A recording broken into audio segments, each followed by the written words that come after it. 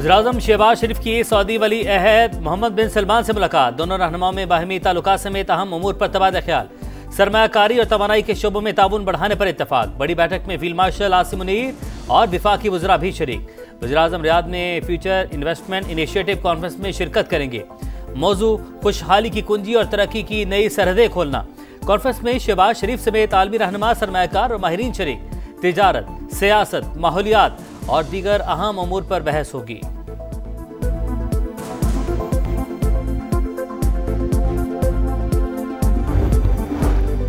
पाकिस्तान और अफगान तालिबान रजीम के मुज़ाकरात तीसरे रोज भी जारी। अफगान तालिबान की ज़बानी यकीन दहानियाँ, तहरीरी मुआहिदे से मुसलसल गुरेज। तुर्क हुकाम की अफगान तालिबान को हकीकत बावर कराने की कोशिश। पाकिस्तान ने दहशत गर्दी के तमाम सबूत सामने रख दिए। दहशत गर्दों की नकलो हरकत के वीडियोज और मारे जाने वालों की लाशों के सबूत शामिल।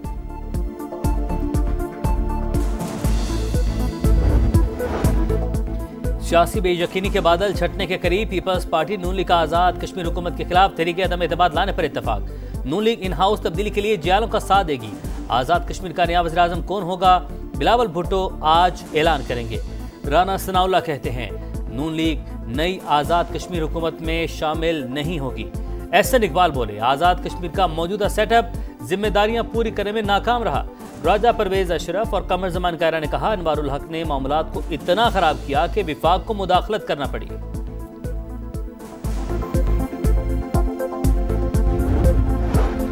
चेयरमैन पीपल्स पार्टी बिलावल भुट्टो की मौलाना फजल रहमान से मुलाकात। कौमी और सियासी उमूर पर बात, राबते जारी रखने पर इत्तफाक। मौलाना फजल रहमान कहते हैं ओपोजिशन लीडर बनने में दिलचस्पी है, ना ऐसी कोई बात हुई।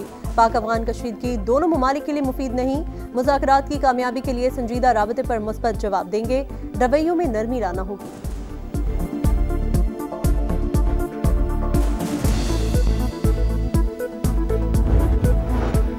वज़ीर-ए-आला खैबर पख्तूनख्वा सुहेल आफरीदी 2 हफ्ते बाद भी काबीना तश्कील देने में नाकाम। अहम मंसूबे और सरकारी अमूर ताअत्तुल का शिकार।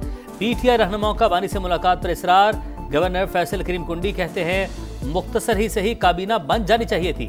अली अमीन गंडापुर को क्यों निकाला, क्या वो मीर जाफर और मीर सादिक थे?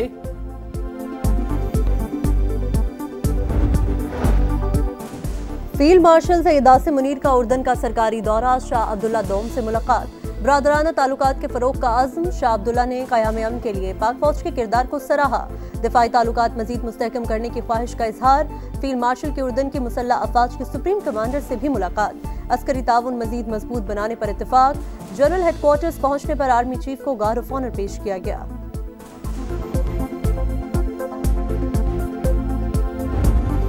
पंजाब की 65,000 मसाजिद के आइमा को वजीफा देने का फैसला। वज़ीर आला मरियम नवाज की ज़ेर सदारत अमन व अमान पर इजलास। मसाजिद की तामीर और मरम्मत के प्रोजेक्ट सालाना तरक्याती प्रोग्राम में शामिल। साइबर क्राइम सेल कायम करने और लाउड स्पीकर के गैर कानूनी इस्तेमाल पर कार्रवाई की हिदायत। मरियम नवाज ने कहा पंजाब में क़याम अमन अव्वलीन तरजीह। जायज़ काम के लिए भी रिश्वत देनी पड़े तो ये हुकूमत की नाकामी है। कोई भी शिकायत काबिल कबूल नहीं होगी।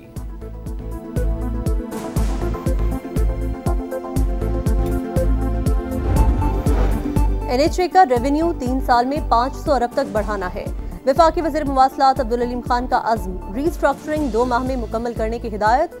टास्क AF फॉरगॉसन इदारे के सुपुर्द। नए ऑर्गेनाइजेशन डिज़ाइन और जॉब प्रोफाइल की तैयारी की हिदायत। अब्दुल अलीम खान ने कहा बेहतरी के लिए शॉर्ट और लॉन्ग टर्म इक़दाम उठाए जाएं। इदारों की इस्लाह मुश्तरका जिम्मेदारी करार।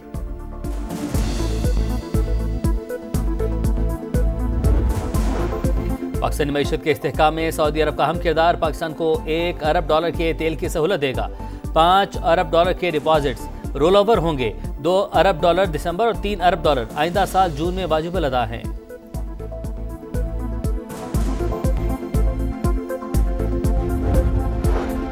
मुसलसल चौथी बार शरह सूद 11% पर बरकरार। स्टेट बैंक ने 1.5 माह के लिए नई मॉनिटरी पॉलिसी जारी कर दी। इजलास में महंगाई की शरह, दरामदात और बरामदात और तेल की कीमतों का जायजा। ज़र मुबादला के ज़खायर और मालियाती खसारे पर गौर। ताजरों का इजहार मायूसी। फैसला समझ से बालातर करार। बलूचिस्तान के इलाके भागनाड़ी में दहशतगर्दों का हमला। फोर्सेस ने बैंक लूटने की कोशिश नाकाम बना दी। हमले में पुलिस अफसर शहीद, 1 एहलकार जख्मी। जवाबी कार्रवाई में 1 दहशतगर्द मारा गया।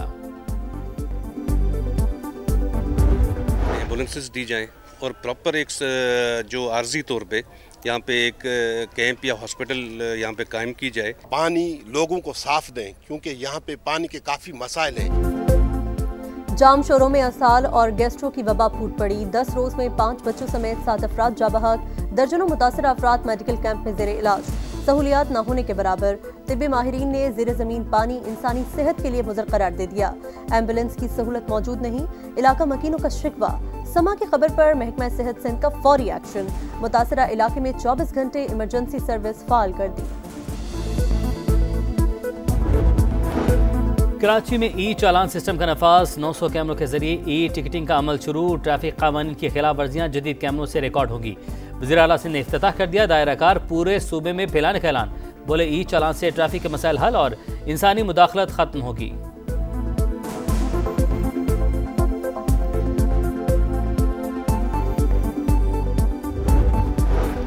जंगबंदी मुआहिदे की खिलाफ वर्जी। इजराइल के गजा के मुख्तलिफ इलाकों में हमले। 8 फलस्तीनी शहीद। मलबे से मिलने वाली मजीद 50 लाशें सुपुर्द खाक। इजरायली कैदियों की लाशों की तलाश जारी।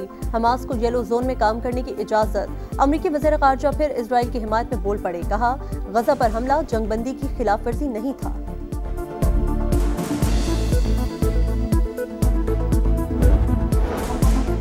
तुर्की और बरतानिया में यूरोफाइटर तैयारों की खरीदारी का मुआहदा। बरतानिया 8 अरब पाउंड के 20 जंगी तैयारे फरोख्त करेगा। बरतानवी वज़ीर-ए-आज़म और तुर्क सदर की मुलाकात में मशरिक़ वस्ता, आलमी और इलाकाई सूरत हाल पर तबादला ख्याल। नया मिशन, नया चैलेंज। पाक जनूबी अफ्रीका पिंक T20 आज पिंटी में होगा। ब्रेस्ट कैंसर आगाही मुहिम के लिए अफ्रीकी प्लेयर्स भी पिंक रिबन पहनेंगे। शाहीनों का पिंक किट में photoshoot. Wicket keeper Usman Khan middle overs में खेलेंगे। कप्तान की प्रेस कॉन्फ्रेंस। सलमान आगा ने कहा Babar Azam world class player है। एशिया कप से काफी कुछ सीखा।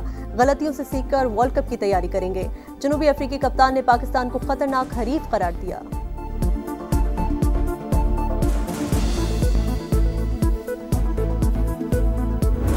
Pakistan Asian youth games volleyball event के फाइनल में पहुंच गया। सेमीफाइनल में इंडोनेशिया को शिकस्त दी। पहला सेट हारने के बाद शाहीनों का जबरदस्त कमबैक। लगातार 3 सेट जीतकर फाइनल में जगह बना ली।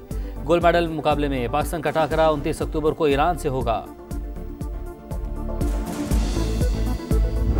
Pakistan Asian youth games volleyball event के फाइनल में पहुंच गया। सेमीफाइनल में इंडोनेशिया को शिकस्त दी। पहला सेट हारने के बाद शाहीनों का जबरदस्त कमबैक। लगातार 3 सेट जीतकर फाइनल में जगह बना ली। गोल्ड मेडल मुकाबले में पाकिस्तान का टाकरा 29 अक्टूबर को ईरान से होगा।